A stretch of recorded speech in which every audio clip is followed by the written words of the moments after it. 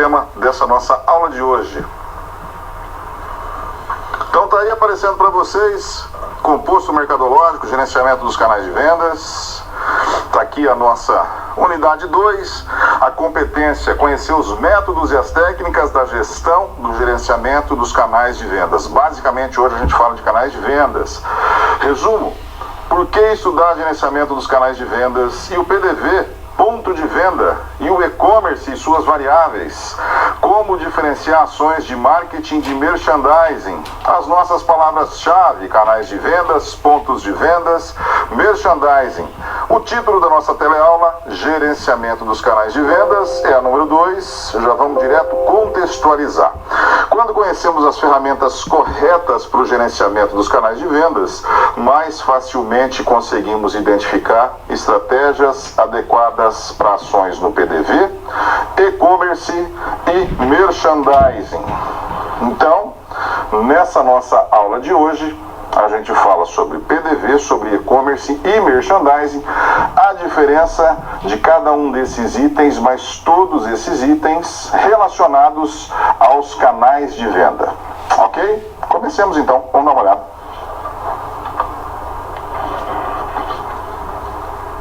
Conceitos de canais de vendas. É preciso entender que é muito importante para a organização ter bons produtos e serviços. Entretanto, o consumidor só terá condições de adquirir esse produto se ele estiver no lugar, na quantidade e no local certo ao menor custo possível. Então, entender e atender todas as expectativas do consumidor não é uma função fácil, mas é sim possível de respondê-la.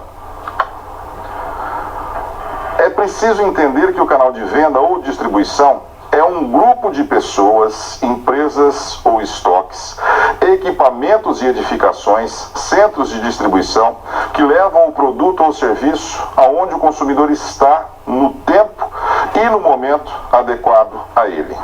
Então, sobre o canal de venda, não é só, a gente fala em canal de venda, a gente pensa só lá no ponto de venda, só na loja, no mercado, no salão, né? Não é.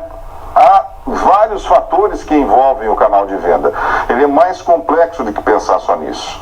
Pensar que o consumidor hoje, ele é muito mais exigente, ele é muito mais criterioso na escolha dos seus produtos e dos seus serviços. E o canal de venda, como eu disse, onde há vários elementos envolvidos, faz parte disso.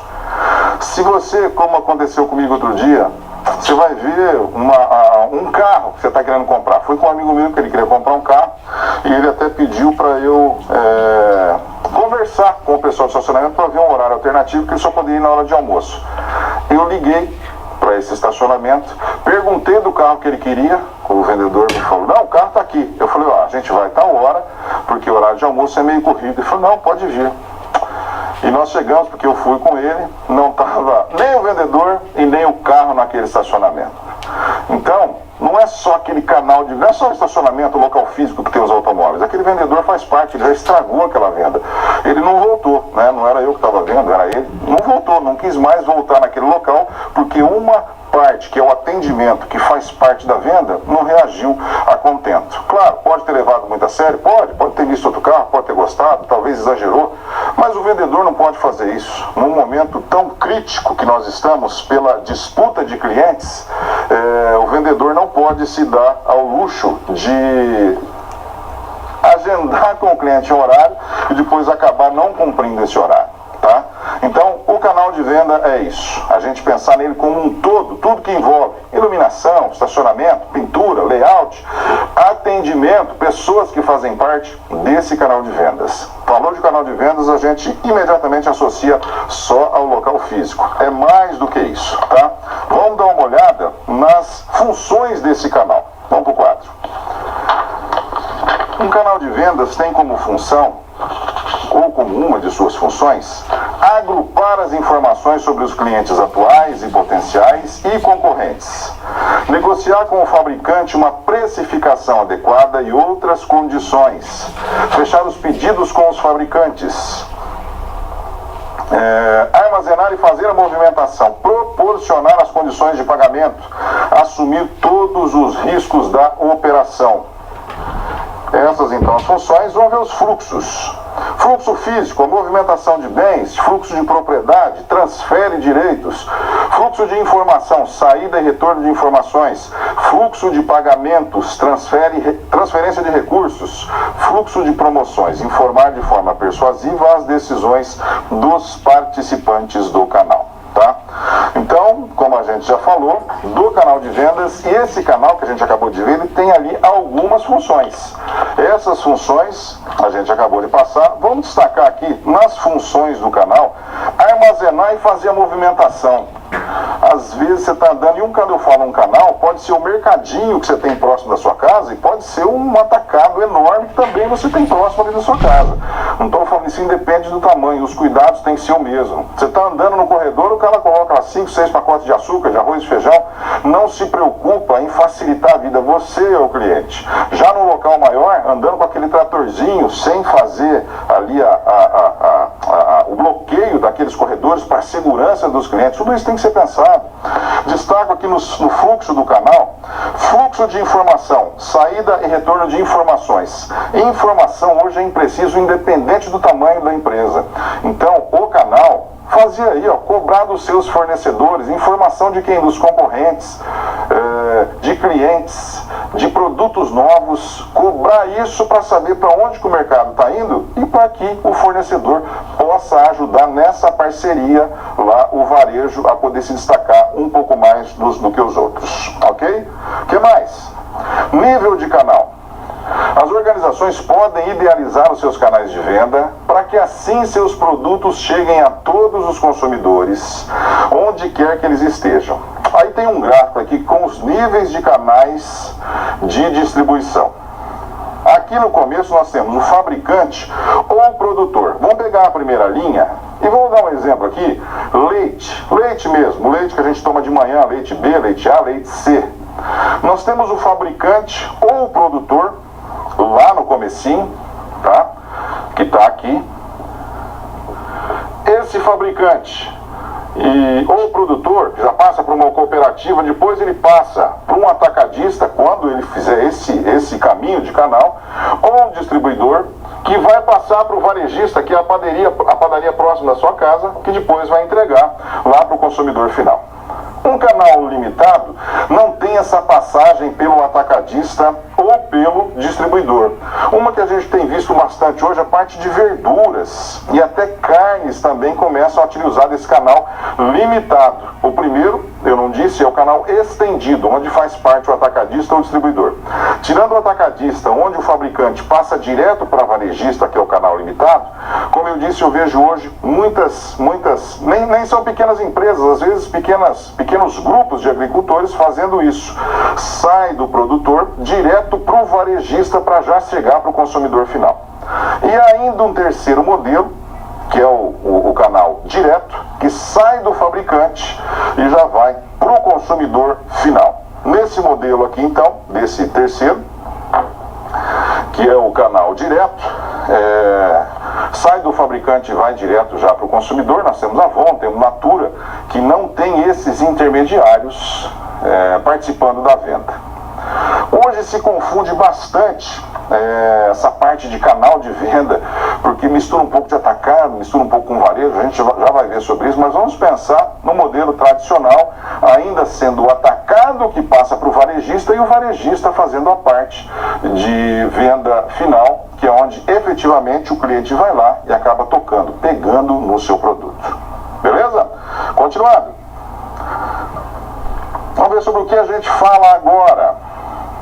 Conceitos ainda sobre canais de vendas. Vamos dar uma olhada. Nesses canais, nós temos que falar também dos graus de concentração do canal. Nós temos a distribuição intensiva, o próprio nome já diz, tenta-se distribuir as ofertas ao maior número possível de lojas de varejo. Eu dou como exemplo aqui a Coca-Cola, e já explico. Nós temos a distribuição exclusiva. é diferente da intensiva, pois nesse caso escolhem-se canais diferenciados e em muitos casos únicos. Coloquei aqui exemplos dos relógios Rolex. E distribuição seletiva, onde há um número limitado de lojas. Exemplo, cosméticos comercializados somente em salões. Formas, então, a gente está vendo aqui, de se fazer a distribuição. Formas de fazer o produto chegar do fabricante até o atacadista ou até o varejo, dependendo do caminho que ele faça naquele gráfico que a gente acabou de ver na outra transparência. Fácil. Eu quero chegar no país inteiro igual faz a Coca-Cola numa distribuição intensiva. O que a gente precisa mais ou menos? Eu coloquei mais ou menos que eu fiz uma pesquisa rápida para entender como é que a Coca-Cola consegue atender de norte a sul, de leste a oeste, todo o país. Porque você pode procurar um refrigerante Coca em qualquer lugar que você vai encontrar. Como que eles fazem? Como que eles conseguem chegar? Eles têm, no Brasil, diretos, em empregos diretos, não falo nem de quem é terceirizado, eu vi isso no site da Coca-Cola. Só com empregos diretos no país, empregados diretos no país, eles têm 60 mil pessoas. Então você está pensando, pô, eu estou assistindo a aula do professor e quero fazer meu produto chegar no país inteiro. Olha a estrutura, 60 mil pessoas trabalhando para fazer com que a Coca rode esse país inteiro para que faça a distribuição intensiva, ou seja, com intensidade. Tem que chegar realmente em todo lugar, porque o giro é que faz com que a empresa ganhe dinheiro. São 46 unidades de fabricação do refrigerante, 46, quer dizer, quase o dobro de estados aí, né? Dá o dobro de estados que o país tem, dá quase duas, em média. Deve ter estado que tem mais, estado que tem menos, dá em média 2 fábricas do refrigerante. E eu falo refrigerante, mas o refrigerante Coca-Cola é um dos produtos da Coca-Cola. Então dá em média 2 fábricas por estado. E eu anotei um outro aqui, são 13 grupos de empresa que fazem o grupo Coca-Cola fazer com que a sua distribuição intensiva faça com que os seus produtos, eu diria até, dá até inveja para os concorrentes, porque eles fazem isso muito bem, chegue ao país inteiro. Então é uma estrutura monstro para que você consiga fazer essa distribuição intensiva. E nós temos lojas, magazines, bancos, que também eles trabalham com essa distribuição intensiva, porque também tem no país inteiro, também tem uma quantidade enorme de pessoas envolvidas. Grupos grandes, muito grandes, para conseguir trabalhar com a distribuição intensiva. Já a distribuição exclusiva, tá? O próprio nome já diz, se escolhe aqui alguns canais diferenciados. Se é exclusivo, como o próprio nome já diz, tem que haver exclusividade naquele local. Eu dei um exemplo no texto dos relógios Rolex. O Rolex, se eu entrar numa loja escrito Rolex, eu não posso, enroscou minha língua, eu não posso comprar um produto que seja concorrente. Assim como se eu entrar numa concessionária de automóveis da BMW, eu não posso comprar um carro que seja de uma marca concorrente. Por quê? Porque há a exclusividade daquele fornecedor assinado com o fabricante que só vai vender produtos dele. Aí você fala, professor, mas tem loja aí que está vendendo mais de uma, chama de multimarcas. Nos veículos usados, isso no país até é permitido. Para veículos novos, eu não conheço. Para veículos novos, tem-se como modelo correto de trabalho esse modo, então, da exclusividade. Por último, nós temos a distribuição seletiva. A distribuição seletiva, diferente da exclusiva, mas é sutil a diferença. Essa seletiva, eu tenho produtos de marcas às vezes diferentes que eu não encontro em qualquer lugar, mas em lojas específicas. Quem já fez muito isso? Hoje até melhorou bastante essa parte de distribuição, mas as empresas brigavam muito. Fabricante de telefone celular está lançando um modelo S32. Só o vendedor X é que tem esse aparelho, porque é uma venda seletiva. Eles fizeram um acordo e não vai passar para nenhuma outra revendedora ou nenhuma outra empresa de telefonia antes do prazo de 3, 4, 5, 6 meses que eles assinaram um contrato. Roupas de grife. Tá? Tem uma grife que vem dos Estados Unidos, que vem da Europa, que vem da Ásia, só que só determinadas lojas é que vão poder vender esse produto. Eles adotam essa, que é uma distribuição seletiva. não é a quantidade. Diferente da distribuição intensiva, onde a quantidade vendida importa bastante, na seletiva, esse não é o caso. As margens de lucro, normalmente, quem faz a distribuição seletiva são produtos que têm uma margem de lucro bem maior, eles vendem menos, mas com uma margem maior para compensar o negócio, ok? Então esses 3 tipos de distribuição são os mais utilizados pelas empresas. Vamos continuar. Outro conceito que a gente vai ver: pontos de venda. Vamos falar um pouquinho então do tal do PDV, do ponto de venda. Varejo e atacado. A maioria das pessoas não tem a mínima ideia do que comprar para que tenha o menor impacto financeiro ao ter um estoque desnecessário e como deve ser o processo de controle de estoque dos produtos e insumos. Para entender melhor o assunto, você precisa saber sobre os pontos de vendas mistos, com ou sem loja, administrar o varejo, entender o atacado e o processo logístico no mercado. Então, agora a gente entra nesse aqui, ó, varejo com loja, sem loja, misto, atacado, logística. Vamos começar a falar disso. Primeiro item, varejo com loja. O varejo com loja, nós temos aqui 4 tipos, sendo autosserviço. Os consumidores são encarregados no processo de compra. Exemplo, lojas americanas. E eu já explico. Autoatendimento. Nesse tipo de negócio, os clientes conduzem tudo, mesmo podendo pedir ajuda. Em farmácia, por exemplo. Serviço limitado a uma variedade maior de produtos, informação e serviço. Exemplo, Casas Bahia e os grandes magazines. E serviço completo, há a presença de vendedores o tempo todo auxiliando o consumidor. Exemplo aqui, as boutiques. Então, nessa parte de varejo com loja, nós temos aqui os modelos que a gente até conhece bem. A parte de autosserviço que eu coloquei das lojas americanas, que é comum hoje, e eles fizeram isso na maioria das lojas no país, o próprio cliente chega, pega o seu produto nos corredores, nas gôndolas, e vai direto para o caixa. Dificilmente hoje você tem a participação de um vendedor nesse processo. Você tem a participação de alguém para fazer o pagamento. Há algumas lojas de supermercado que fazem o seguinte: eles já têm um espaço. Isso vai ser cada vez mais comum. Há lojas de tecnologia também em grandes shoppings que já estão fazendo isso. Mas nos shoppings eu já tinha visto, no mercado eu não tinha, agora eu vi outro dia. Você tem um espaço menor, não aqueles 22 caixas, mas 1 ou 2 caixas, onde você pega o seu produto com o código de barras, você passa o produto na máquina, registra, insere seu cartão, digita a senha, pega um boletim, pega a nota fiscal e sai da loja. Ou seja, você fez tudo, autosserviço puro. Você pegou o produto e você pagou, não teve a participação de ninguém do supermercado. Há também o outro modelo, que é o autoatendimento, em que você também faz, muito parecido com o autosserviço, a maioria dos procedimentos. Mas, se você quiser um remédio onde haja ali a necessidade de uma explicação maior, você tem os vendedores. No serviço limitado, há uma variedade grande de produtos e informação, e aí há mais vendedores à sua disposição. Eu coloquei como exemplo as Casas Bahia. Aí ó, é a loja que você entra, já tem alguém com a mãozinha para trás colocado e falou assim: pois não, senhor, posso ajudar? Meu nome é tal.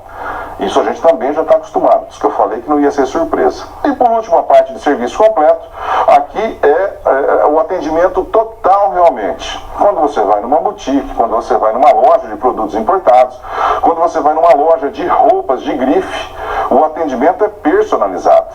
O vendedor não atende 2, 3 pessoas ao mesmo tempo, ele está ali para te atender, para que você tenha o melhor atendimento possível, a melhor experiência com aquela loja, tá? Esse é o varejo com loja. Vamos para o próximo. Varejo sem loja. Nós temos a venda direta. Trata-se da venda direta por catálogo ou porta em porta. O exemplo aqui mais conhecido, os exemplos, Avon e Natura. Marketing direto. Se trata da venda por meio da internet. Vending machine, máquinas expositoras que o cliente insere dinheiro e o produto é liberado para consumo. Serviços de compra, um modelo voltado para clientes específicos, em que a venda é realizada geralmente por representantes. O próprio nome nome já diz, hein? Varejo sem loja, que não há a loja física, tá? Então, nesse modelo aqui, só para reforçar, no venda direta, aquele a gente já viu, é o porta em porta, a Avon e a Natura faz isso. O marketing direto, só para reforçar, eu coloquei que é a venda por meio da internet, mas é por internet, é por telemarketing, é por e-mail marketing, também são meios de venda sem loja que são conhecidos como marketing direto, ok? Vocês anotem aí no material de vocês. Vending machine. Venda é a venda feita através de máquinas, refrigerante, salgadinho. Eu fui num velório outro dia que tinha uma máquina daquela num dos cantos, né? Tinha um cafezinho e uma máquina daquela para você comprar. Batatinha, refrigerante, água, energético.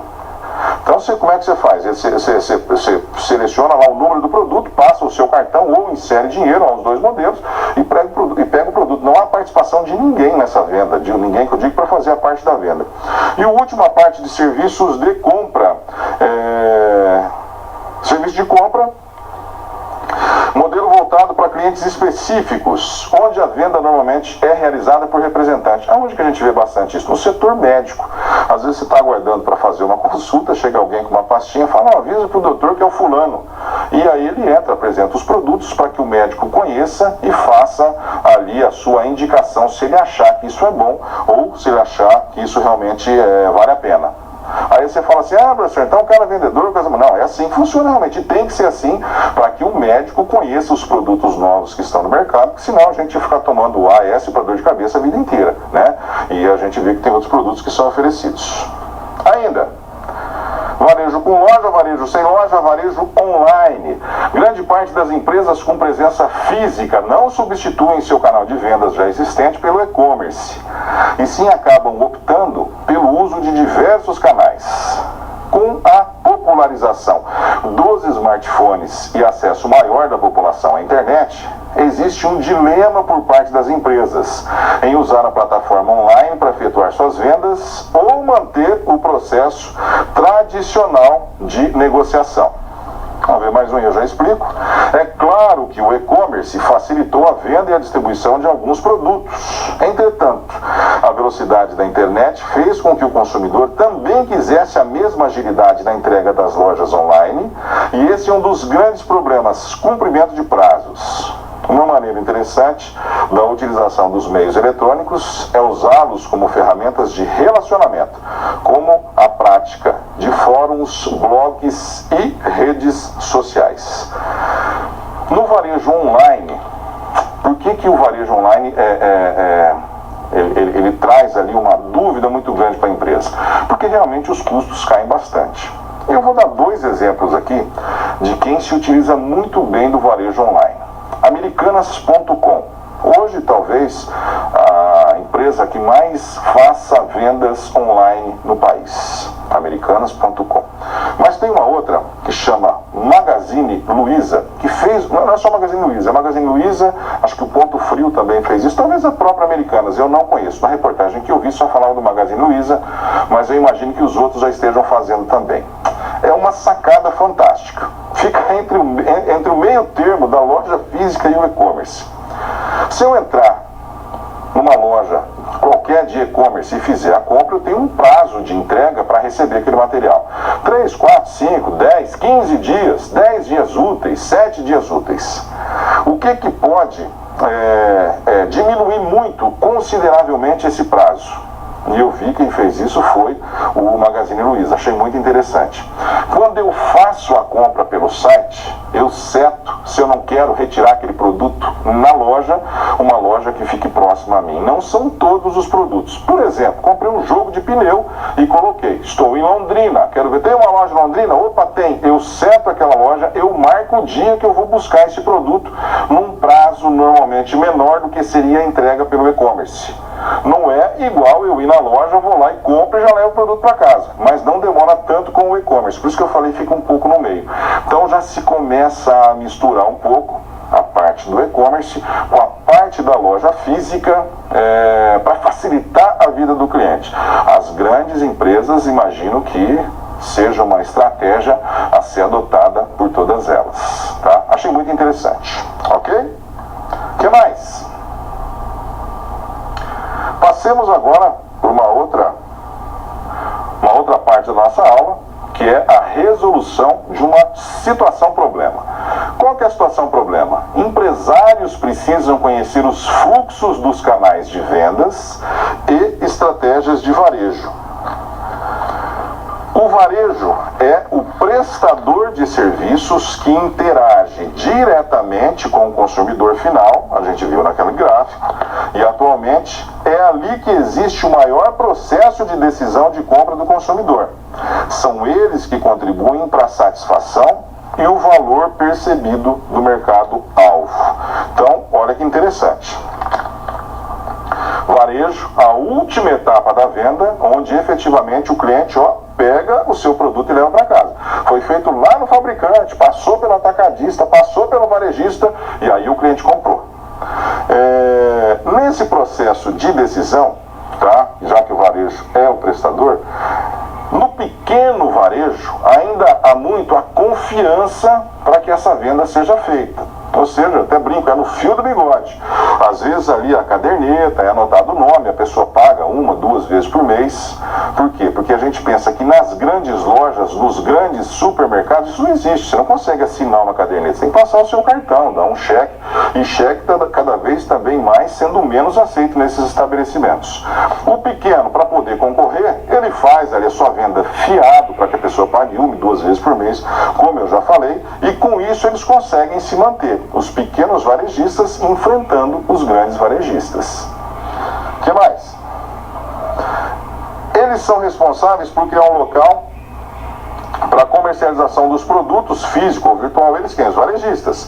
Promover e exibir os produtos, aproximarem o produtor e público-alvo em contato com as ofertas oferecidas, mostrando as vantagens e diferenciais dos produtos. Há também a responsabilidade de negociar os termos de venda, auxiliar o consumidor a usar o produto e também cuidar da entrega.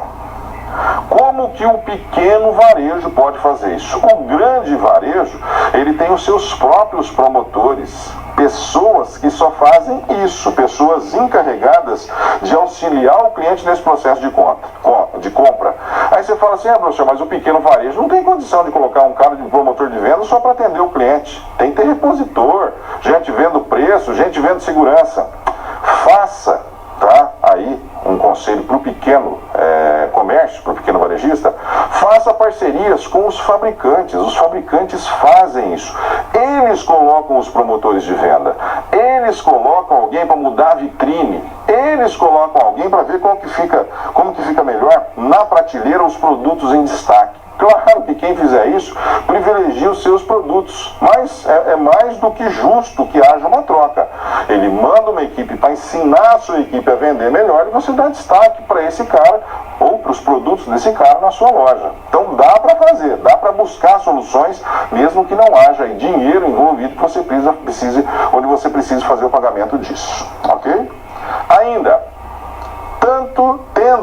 tendo tanto envolvimento em toda essa sistemática, isso dá a eles uma condição privilegiada para influenciar o consumo. A eles quem? Ao varejo.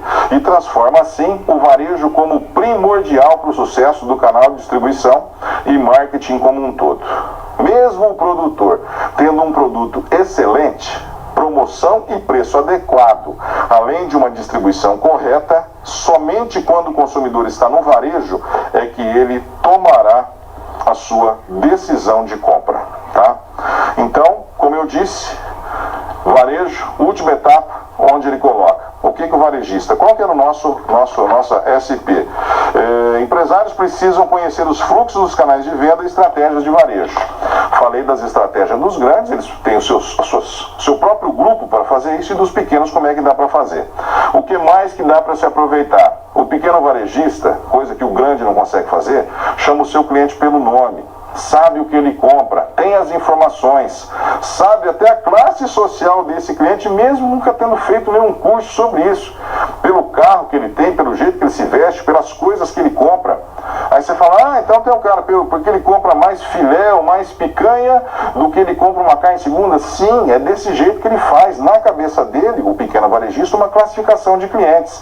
E não há demérito nenhum em que um compre a picanha e que o outro compre uma carne de panela. Os dois são clientes e o vendedor, o varejista, depende desses clientes para sobreviver, para atender bem os dois. Estratégias de vendas ele tem que ter para todo o seu público de todas as classes. Que, como eu disse, ele não precisa ter isso num computador, deixa eu ver a classe. Não, o dia a dia faz com que ele conheça muito bem, o que é uma vantagem competitiva, ou seja, algo que ele tem que os seus concorrentes, principalmente os grandes, não conseguem fazer. Um grande não te trata pelo nome, a não ser quando ele manda aquela cartinha, normalmente porque você esqueceu de pagar a sua prestação. O que mais? Vamos fazer agora uma interação. Eu gostaria que vocês copiassem, já está na apostila de vocês, copiassem não. É um vídeo de promoção. A gente fala tanto de promoção do aquele grupo que faz sketches, né, para internet. O grupo chama-se Porta dos Fundos. É muito bom. Tá nesse endereço, tá? Já está na apostila de vocês.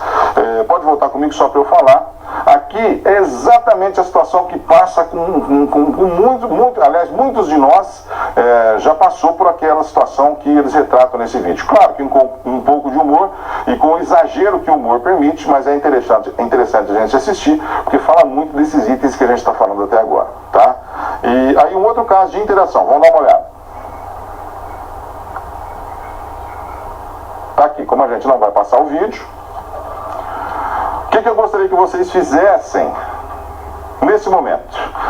Formassem os grupos para discutir rapidamente. Nós vimos ali a parte de varejo sem loja, que é que nesse momento me interessa, que eu queria saber como é que vocês estão se portando. Sobre o varejo sem loja, qual a modalidade você mais usa? O que vocês vão fazer?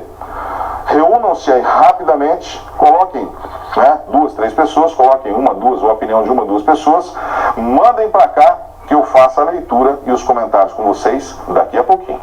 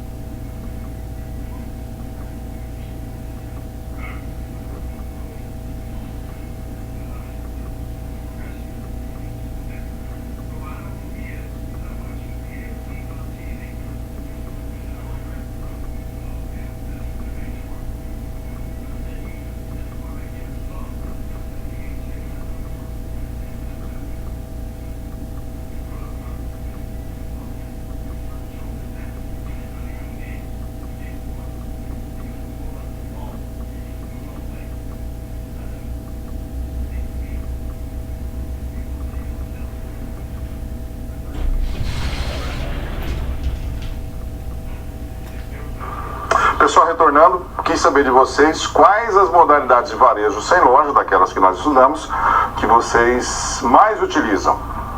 Pessoal lá de Santa Terezinha de Goiás fala que podem ser usados todas as modalidades de varejo, dependendo da cultura e planejamento utilizado. E o marketing utilizado. Mas como é uma cidade do interior, utiliza-se mais de parcelamento em lojas físicas e também compra direto no varejo online. Cidade menor, né, até culturalmente falando, então não está utilizando, tá? Não é crítica nenhuma à cidade. É assim que acontece realmente. Nos grandes centros isso vai se disseminar com um pouco mais de rapidez. O que mais? Lá deixa eu ver, o Polo do Rio de Janeiro, identificamos os sites de venda de calçados, vizinhos que vendem produtos como no exemplo da venda direta e as redes sociais como Instagram e Facebook, alunos lá de São João do Meriti. Vou tirar dessas, tem mais uma? Vamos lá. Não. É que nós temos algumas questões também para responder. Então vou tirar dessas duas respostas e agradecer a todos os outros polos que responderam, tá? Não dá para a gente ler todas aqui, que colocaram a modalidade de utilização de varejo sem loja, ok? Então, na cidade menor, imagino que isso seja para o país inteiro, ainda demora um pouco mais para essa cultura chegar, mas ela vai chegar, e já está chegando, né? Mas ela vai, de agora para frente, chegar com um pouco mais de rapidez. E nos outros, a parte de calçados, a parte de remédio, a parte de roupa, na utilização da parte de varejo online e também se utilizando aí das redes sociais, como o Facebook e como o Instagram. Enquanto eu falava, chegaram algumas questões que eu aproveito agora para responder também. Ituiutaba me fala o seguinte: como uma organização deve proceder para ter resultados comerciais na utilização correta dos canais? Treinar a equipe ou terceirizar? Qual a sua dica? Terceirizar é mais barato, treinar a sua equipe é mais caro. Terceirizar é mais difícil você controlar. Controlar a sua equipe é muito mais fácil. Cada empresa tem que ver o que compensa mais ela fazer. Eu, como opinião, a parte de atendimento nunca deve ser terceirizada. E é o que a maioria das empresas faz, porque, como eu disse, o custo cai bastante. Mas a qualidade normalmente acompanha essa queda de preço e a empresa gasta menos e cai a qualidade do seu atendimento também. Como ter uma perfeita visão dos canais do mercado, aliás, quando os canais de venda não são monitorados? Não tem como você ter essa visão de mercado se você não monitora os seus canais de vendas. Os seus canais de vendas são pessoas, ainda que terceirizados, que vestem a sua camisa. O que eles fizerem de errado vai atrapalhar o andamento da sua empresa. O que mais? Polo, Rio Grande do Sul. Na sua visão, o e-commerce é necessário ter preço baixo ou deverá ser voltado a servir ao cliente comodidade na compra? Tendo em vista a atual situação da Netshoes com alto índice de dívidas, mesmo não possuindo rede física de lojas. Não tem a ver com o preço baixo. Os produtos que são vendidos pelo e-commerce, eles são dos mais baratos aos mais caros. A parte de inadimplência, ela é muito comum na loja física e também vai ser muito comum na parte da loja virtual. As empresas vão ter que se acostumar com isso. Quando eu dei os exemplos aqui, também duas observações de dois polos, de polos, aliás, vocês que estão assistindo fizeram observação. Eu disse que a parte que eu entendo ser o maior varejista online do país é Americanas.com, e alguém me corrigiu e colocou que pode ser o Mercado Livre. Eu realmente não sei se é um ou se é outro, mas realmente o Mercado Livre, com toda certeza, vende horrores, até porque tem produtos novos e os produtos usados onde os próprios clientes fazem a venda. Então, concordo aí com a observação, o Mercado Livre tem que ser inserido e talvez realmente seja o maior varejista online, a parte do Mercado Livre. E do Magazine Luiza, que eu disse que eu conheço com o Magazine Luiza, aquela parte de entrega, eu faço a compra e retiro na loja. Alguns alunos colocaram aí também que quem estreou essa estratégia foram as Casas Bahia. Eu realmente não sabia, eu conheci pelo Magazine Luiza, mas está aí feita a observação. Ok? Agora sim, continuamos com a nossa aula e vamos ver outras partes importantes lá dos canais de vendas. Vamos lá.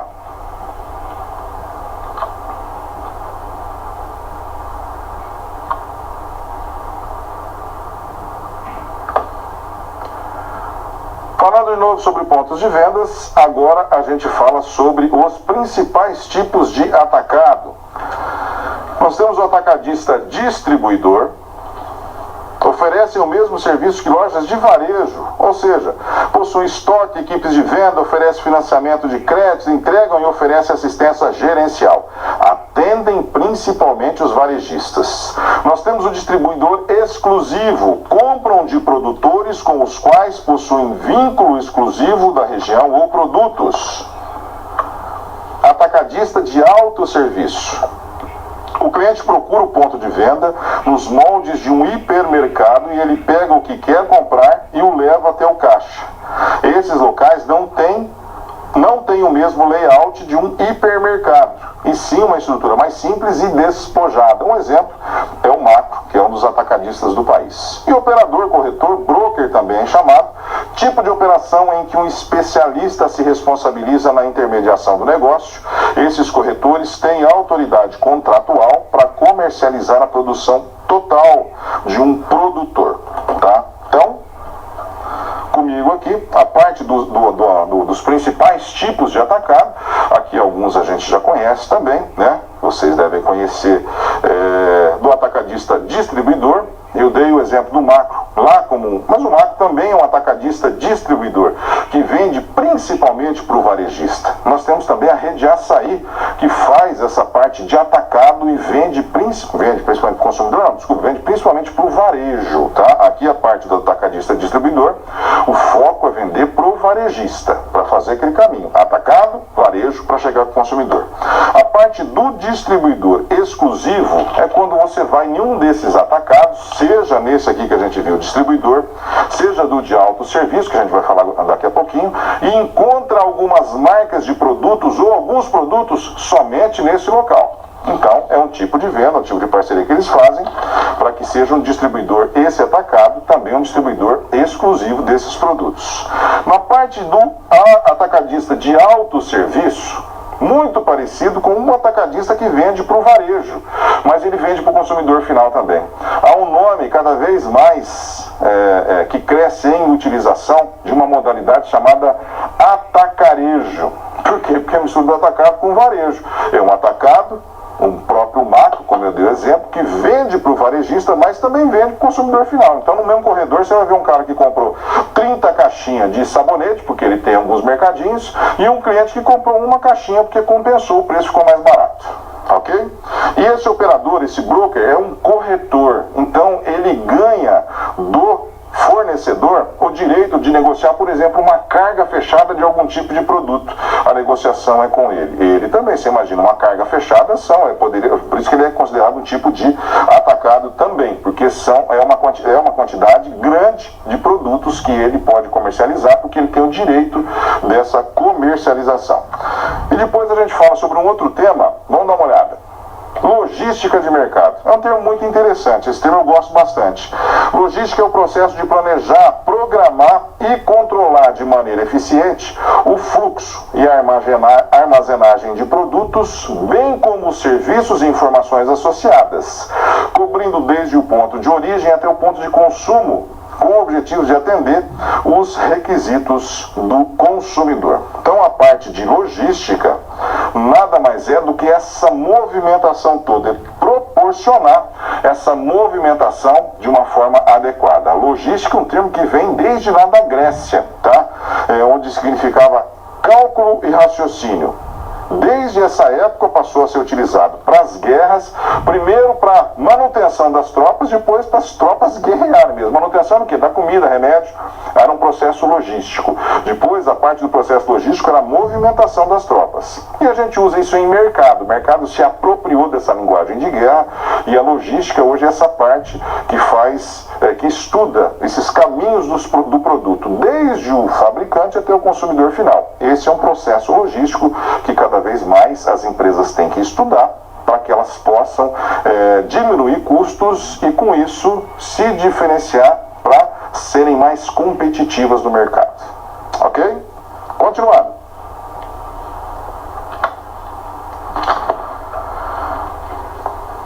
Ações nos pontos de vendas. Vamos falar dessas ações nos PDVs. Nos antigos mercados, o consumidor podia comprar fiado e tudo era marcado em uma simples caderneta num gesto de confiança do proprietário.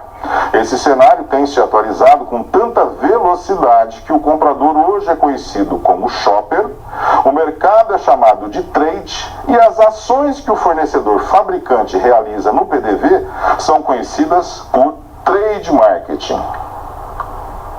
Qual é a função desse trade marketing? O trade marketing vem com a função de integrar as vendas, ou seja, colocar o produto à disposição, selling in, com o propósito de impulsionar e disseminar o produto aos consumidores do canal, auxiliando-os na otimização de suas vendas, selling out.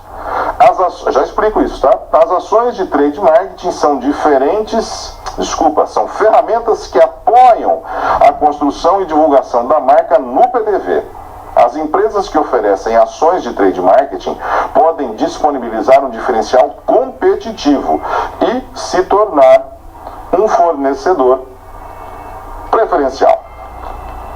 Então vamos lá.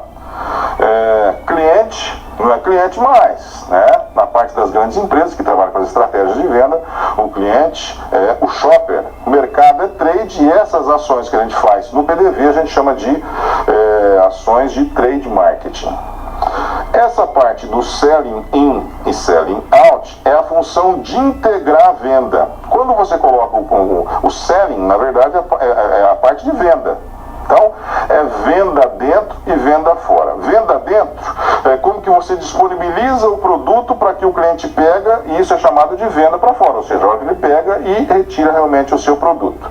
Então, as estratégias de organização interna para que o cliente compre o seu produto e leve e faça a escolha, aliás, por esse produto. O trade marketing, normalmente, ele é feito pelos fornecedores. Lembra porque que eu falei das parcerias, quando se faz parceria com os fornecedores? Mas até as grandes redes de varejo também costumam fazer ações de trade marketing. As ações de trade marketing, ou seja, as ações do ponto de venda, elas podem ser feitas em parceria com os fornecedores ou a própria empresa fazer. O menor eu aconselhei, lembra, fazer a parceria com os fornecedores, porque fica mais barato, porque os grandes têm equipes próprias para isso, mas os grandes também fazem parcerias, têm equipes e fazem parcerias. Um dos grupos grandes, Grupo Pão de Açúcar, ele não costuma fazer parceria, ele treina seus próprios funcionários para que eles façam as ações de trade marketing. Pura estratégia, puro forma de trabalho que eles optaram em fazer assim. Pode fazer com o fornecedor ou pode fazer aqui treinando o seu grupo de funcionários. O que mais? Vamos falar agora um assunto até interessante também que costuma dar uma certa polêmica, o merchandising. Muitas vezes as pessoas acreditam que o simples fato de uma marca ou produto aparecer em uma novela seria merchandising. Para alguns profissionais, especialmente aqueles que atuam em agências de propaganda, merchandising está intimamente ligado à criação e à produção de peças e materiais para o ponto de venda.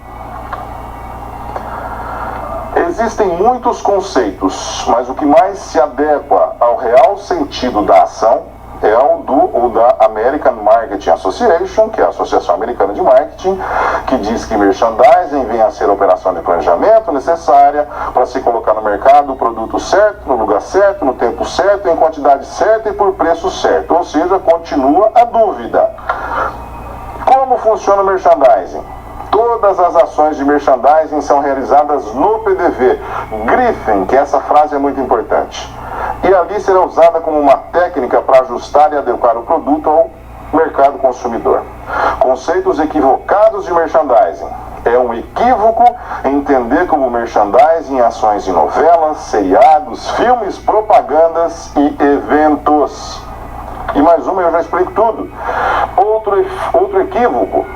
Outro detalhe que leva a uma definição errada é porque merchandising não é somente ações junto aos produtos, como também preço, distribuição e promoção, instrumentos que permitem o desenvolvimento da estratégia certa.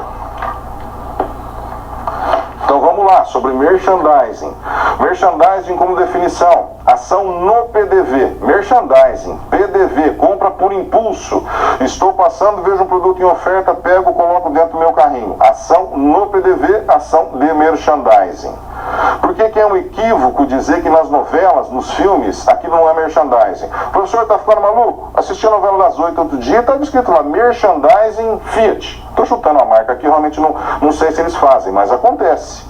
É chamado de merchandising editorial, porque o merchandising, como eu acabei de dizer, é no ponto de venda, ao alcance da mão para o cliente pegar. Na novela não consegue fazer isso.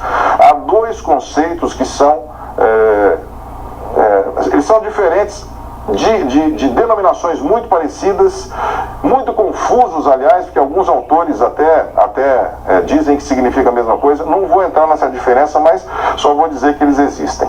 Merchandising, claramente, no ponto de venda. Na novela, product placement ou tie-in. Como eu disse, não vou entrar muito nisso, não se preocupem, só para a gente diferenciar. Alguns autores falam que product placement e tie-in é a mesma coisa, o que você vê na novela. E outros diferenciam, eu prefiro a diferenciação. Então vou ensinar para vocês. Acho que a Cachaça 51 fez uma ação naquele seriado de física do universo, esqueci o nome agora, tá? Mas é um seriado americano muito conhecido, onde os atores passavam e você via lá atrás, num canto do armário, a cachaça 51. Isso é product placement. Product placement, o produto é inserido organicamente no ambiente. Ele não tem nenhum tipo de destaque. Ele faz parte do ambiente. Mas quem está assistindo viu lá e falou, nossa, a caninha 51 é do Brasil. Product placement. Se ele pegasse aquela garrafa lá, não precisa falar nome do produto, nada, mas ele pega aquela garrafa e fala, você quer tomar alguma coisa? E faz isso aqui, tá in. Ou seja, é um pouco mais específico, tá? É bem sutil a diferença. Um só aparece, faz parte do ambiente. O outro, aquele produto, passa a participar daquela cena. Isso é tie-in. Por que que os dois não são merchandising? Porque não está no ponto de venda. Estou assistindo na televisão, no filme, no cinema. Ok? Product placement e tie-in eu vejo nos filmes, vejo na televisão, pequena diferenciação entre os dois. E o merchandising puro é a ação de PDV. Beleza? Fechamos esse assunto de merchandising, vamos para o próximo.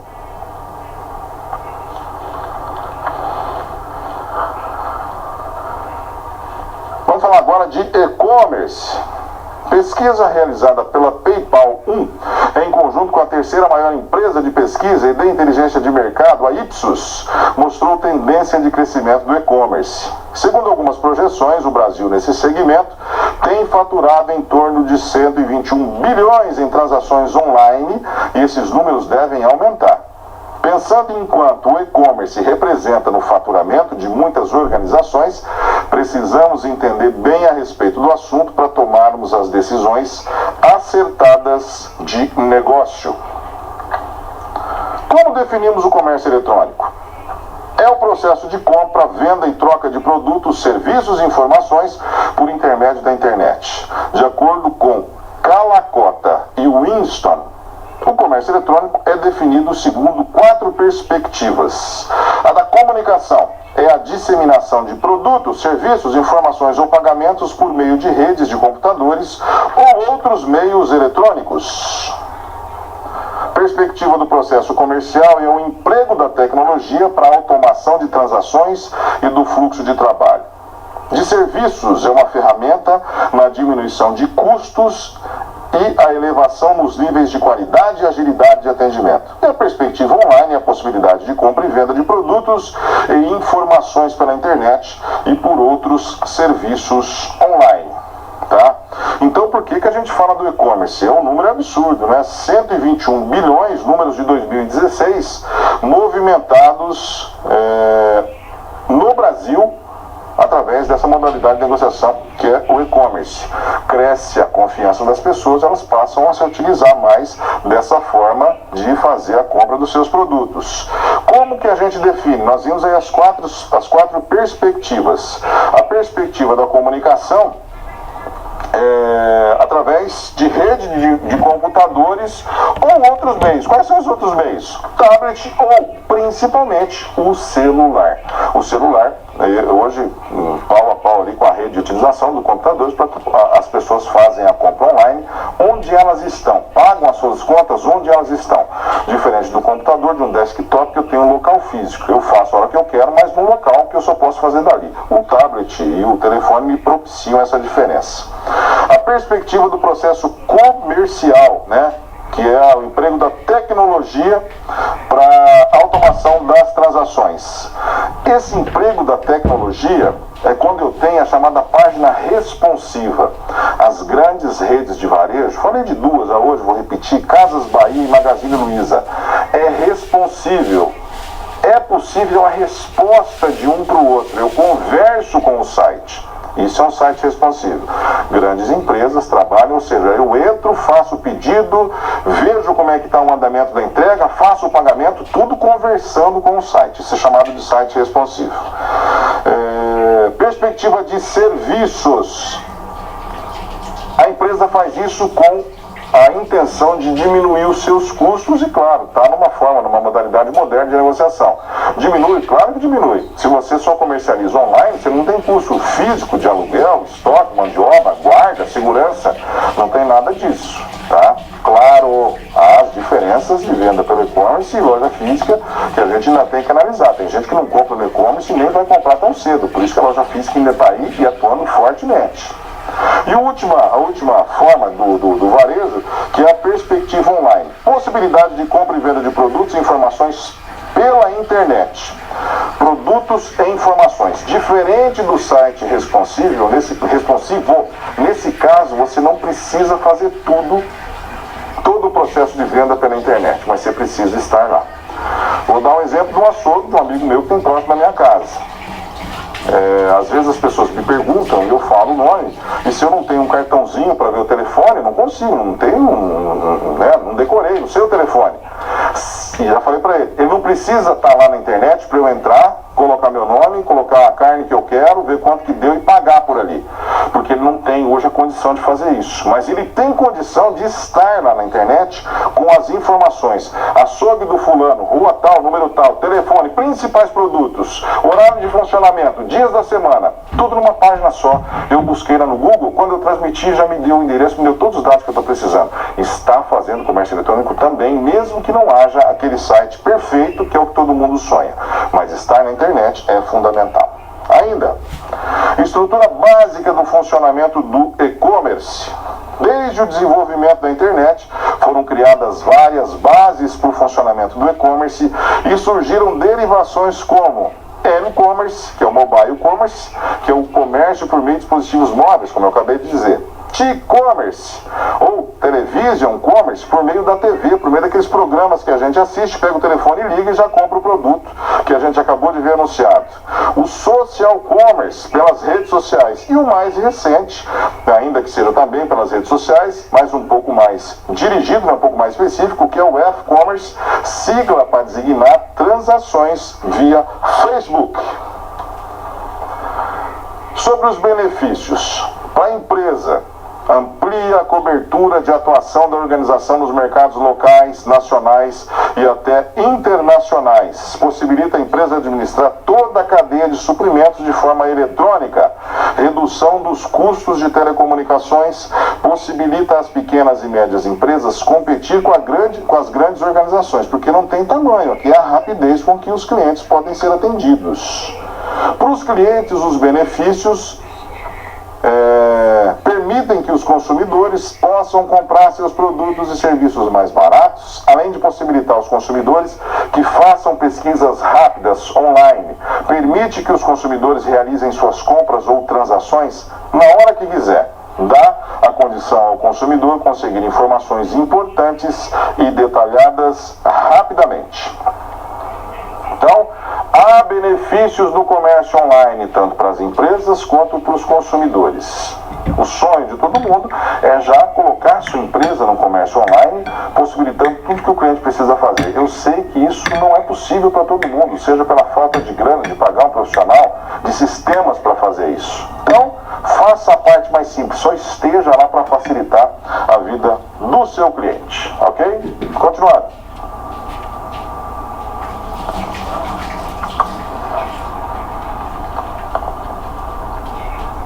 Outra situação, problema. Ações do PDV e e-commerce, quais as melhores estratégias? Se o comprador, hoje conhecido como shopper, está mudando, a empresa tem que mudar também. Por esse motivo é necessário e fundamental construir no varejo um ambiente que estimule o consumidor a comprar. Se pensarmos bem, atualmente os consumidores são muito mais exigentes e a tendência é que isso continue a aumentar cada vez mais, porque hoje eles têm a possibilidade de comparar e decidir por aquele que atenda melhor suas expectativas. Com o advento da tecnologia da informação e da comunicação, em particular pela internet, o marketing se tornou interativo e atualmente existe toda uma ação direcionada para o marketing eletrônico ou e-marketing, que também é conhecido como marketing digital, onde o consumidor passa a ter o controle da quantidade e o tipo de informação que quer receber. Muitas organizações têm investido nessa ferramenta de marketing, porque tem se mostrado uma forma de diferenciar as empresas e com isso gerar vantagem competitiva. Por esse motivo, ela vem sendo largamente adotada. Mais um.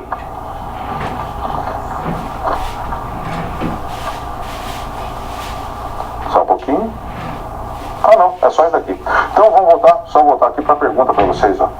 Então, ações no PDV e e-commerce, quais as melhores estratégias?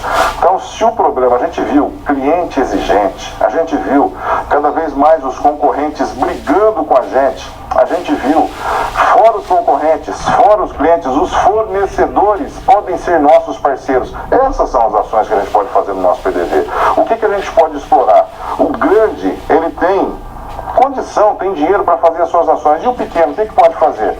O fato de contratar um segurança para ficar na porta do mercado, da farmácia, do bazar, da manicure, do salão, já é um diferencial que pode se fazer no PDV. Você conhece o seu cliente, você conhece o perfil de clientes. Talvez ter um estacionamento seja o que faça a sua loja vender mais do que vendem os seus concorrentes. A iluminação, ter uma TV para os clientes assistirem. Então, estratégias de PDV pequenas, básicas, baratas, que dão essa diferenciação. E, como e-commerce, é óbvio, o legal é estar lá fazendo uma transação inteira, desde o cliente escolher até ele fazer o pagamento e acompanhar como é que está a entrega. Mas se isso não for possível, se ele não conseguir fazer isso, que ele pelo menos tenha informações da sua empresa, dos seus produtos em uma página específica, que ela não vai para lugar nenhum. Eu posso andar na página inteira, eu não acho a mãozinha, porque eu não consigo setar e ir para outro lugar. Mas as informações básicas e mais importantes, eu consigo ali. Então, essa SP a gente consegue resolver dessa forma. Algumas ações pequenas, tá? E, para o caso do local, né, do ponto de varejo, e no e-commerce a gente principalmente está na internet. Tem o nosso nome lá, para quando alguém pesquisar, puxa, eu comprei naquele açougue, eu sei que é na rua tal, mas não lembro o nome. Açougue na rua tal. Quando eu colocar, a pessoa chega e vai descobrir de quem que é esse açougue, quais são os produtos vendidos, que dia que funciona, e o telefone para poder ligar e começar ali um relacionamento de venda. Beleza? O que mais que a gente vai fazer? Vamos dar uma olhada.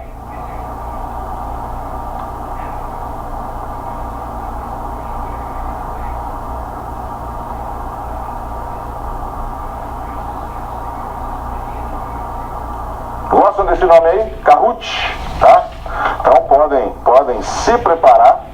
Eu sei que vocês já sabem como é que funciona, porque nós já fizemos isso na semana passada.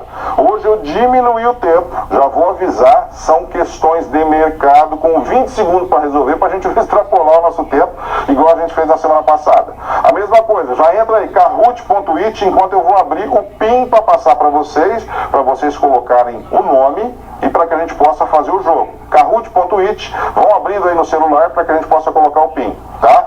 Pode colocar, voltar para a tela que eu vou abrir aqui a minha tela para que a gente procure qual é o PIN. Só um pouquinho.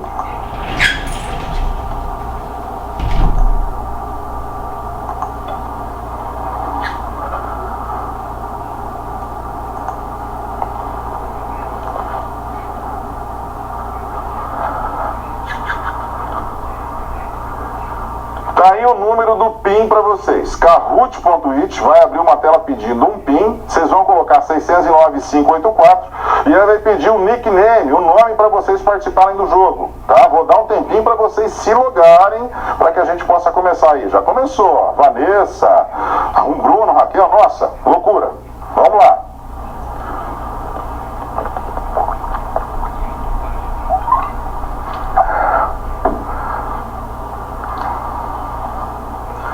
Turma boa para fazer aqui um comércio realmente online. Vocês são muito rápidos aí na interação.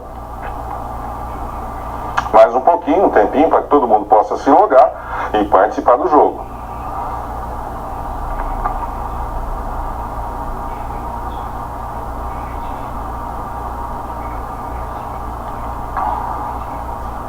Mais um pouquinho. Temos aí quase 600 pessoas participando. Lembra a regra do Kahoot? A primeira é responder certo e a segunda é ser mais rápido que todo mundo. Que daí você vai ganhar o jogo e vai ganhar um agradecimento especial do professor Marcos Marques. Vamos lá, tá acabando o tempo.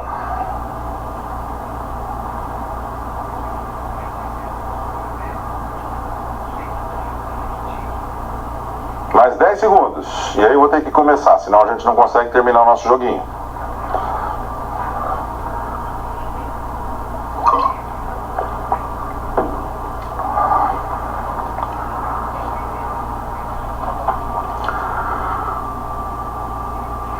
Vamos lá. 800 pessoas participando. Continuem participando, mas eu já vou começar, tá? Então, vamos lá. As cores que aparecerem na tela de vocês respondam no celular, de acordo com a resposta que vocês julgarem correta. Começando. Então tá lá na sala 2 de composto. Vamos ver a pergunta. Fabricante que mais vende carros no mundo? Isso hoje, hein? Volkswagen, vermelho, azul, Renault, Nissan, laranja ou amarelo, Toyota ou a GM em verde. Vamos setar aí. 10 segundos. 9, 8. Tem que ser rápido, pessoal, senão a gente não consegue.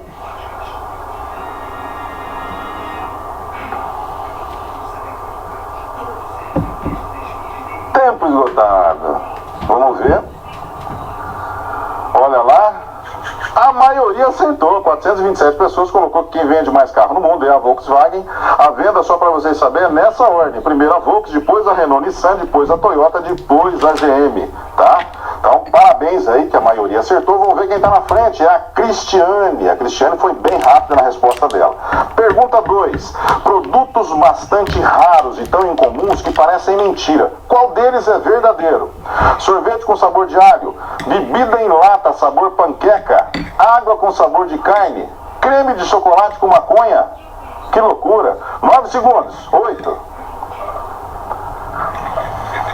5. Acabando o tempo. Pouca gente respondeu dessa vez, hein? 3, 2. Teve gente que não respondeu a tempo. 800 pessoas. Deu, ainda deu. Vamos ver quem acertou? Sabe por que deu o Fabiano? Pode voltar comigo rapidamente, consegue? Sabe por que deu o Fabiano ali? Ele pulou aquela tela? Porque todos esses produtos são verdadeiros, apesar de parecer um absurdo. Todos eles existem. Água com sabor de carne, panqueca não sei o que com sabor de maconha. Tudo isso aqui existe e é comercializado e legalmente, tá? Pode voltar para a tela. Quem está na frente agora é o Fabiano, hein? Terceira pergunta. De quem é a música que mais tocou nas rádios americanas e inglesas em todos os tempos? A música. Que grupo que gravou essa música? Beatles, Elvis, Madonna, Righteous Brothers. 10 segundos. Vamos ver se vocês vão acertar.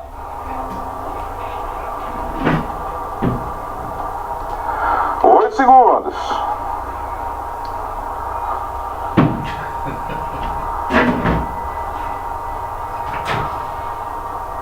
Opa, a maioria conseguiu jogar. Vamos ver de quem é a música. Nossa, a maioria errou, porque colocou que foram os Beatles. A segunda maioria também errou, depois que é Elvis. Não é, essa música aqui é dos Righteous Brothers. Depois, se vocês quiserem saber qual que é a música, entrem no Ghost, aquele filme do Patrick Swayze, é a música tema do filme. Aquela música é a mais tocada em todos os tempos nas rádios americanas e rádios inglesas. Eu erraria também, tá? Eu iria junto com vocês e colocaria que é dos Beatles. Quem está na frente agora? Luiz Jesus. Amém. Quarta pergunta e última. Qual é a marca de cerveja que é mais pedida e mais vendida no mundo? Snow, Tsingtao, Bud Light ou a Budweiser? Eu pus a mais pedida porque é a mais vendida no mundo. Qual que é a marca de cerveja? 10 segundos. 9. Opa, agora a maioria conseguiu jogar aí a tempo, hein?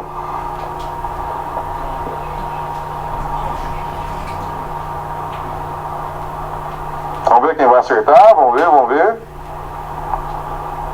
A marca de cerveja mais pedida do mundo, a maioria absoluta errou, porque colocou que é a Budweiser, tá? Em segundo colocou que é a Bud Light. Em terceiro colocou que é a Tsingtao. E em quarto é a Snow. E é justamente o contrário. É nessa ordem que vocês estão vendo. A cerveja é uma cerveja chinesa, por isso a mais vendida, mais gente. A primeira é a Snow, a segunda mais vendida no mundo em quantidade Tsingtao, a terceira a Bud Light e a quarta a Budweiser. ok? Voltando então para o finalzinho da nossa aula, que nós temos mais alguns minutinhos. Vamos ver aqui quem ganhou, né, pessoal? Desculpa. Vamos lá, na tela. O pódio ficou para Mi Contato, ou Mi Contatu. Parabéns aí, Mi Contatu, pelos resultados. 3.600, segundo ficou a Dayana, a terceira a Fábio, tá? Então tá aqui o resultado. Luiz Jesus ficou em terceiro e o Regi ficou em quarto. Parabéns, muito legal essa interação. Eu acho muito legal. E são dados aqui que a gente não tira do nada, não, tá? São dados que realmente vocês, como profissionais de mercado, é interessante que vocês saibam. Ok? Mais um pouquinho pra gente voltar.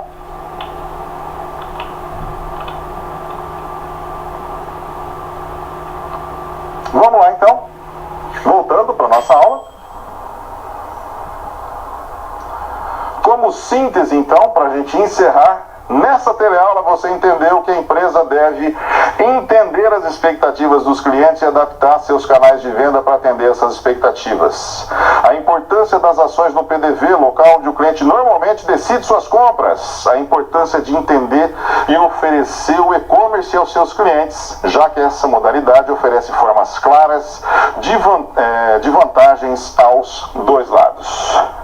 Então, basicamente nessa teleaula, PDV com loja, sem loja, a parte de e-commerce muito importante, aquela definição de merchandising também muito interessante, as diferenças do atacado, do varejo, aquele termo novo, tal de atacarejo, que é bom a gente, que é o atacado de alto serviço, que é interessante a gente saber, porque cada vez cresce mais esse tipo de modalidade que é colocada à disposição dos clientes. Ok?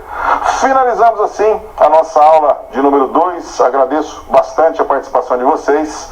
Espero que tenham gostado e aprendido esses assuntos, que é o mais importante. Esse ponto é o meu maior interesse, que vocês realmente aprendam e entendam cada um desses itens que a gente estudou. Ok? Obrigado pela participação. Até a nossa próxima aula.